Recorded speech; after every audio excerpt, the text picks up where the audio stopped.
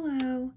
Today I will be discussing the adaptor hypothesis that was used by Francis Crick to propose the function of tRNA in the cell. In genetics, translation is the process in which ribosomes synthesize proteins after the process of transcription of DNA to RNA in the cell's nucleus.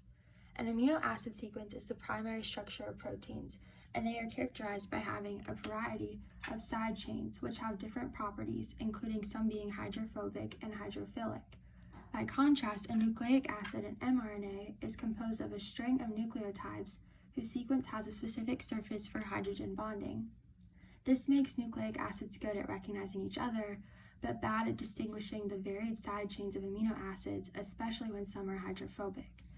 Therefore, Crick proposed the genetic messages would not read amino acids directly, but that each amino acid would be linked to an adaptor molecule, probably a small nucleic acid, with 20 enzymes to perform the specific linkages.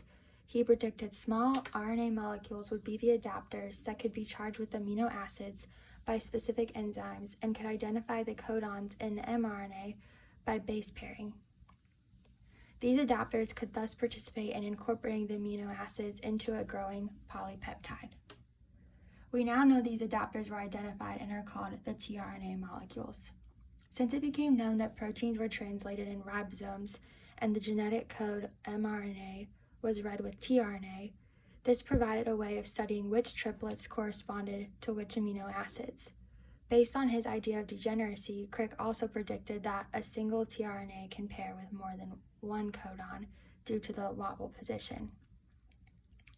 The tRNA molecule has a distinctive folded structure with 3 hairpin loops that form the shape of a 3-leaved clover. One of these hairpin loops contains the anticodon sequence.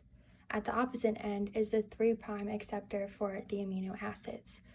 A possible alteration that would prevent a tRNA from acting as an adapter that follows the genetic code is a mistake in tRNA charging. This could result from a mutation in the amino acyl synthetase structure, which could link the incorrect amino acid to the tRNA molecule or not link an amino acid at all. Another alteration could be a mutation of the anticodon loop in the tRNA. Therefore, the corresponding tRNA anticodon could not bind to the AUG start codon in the mRNA and start translation.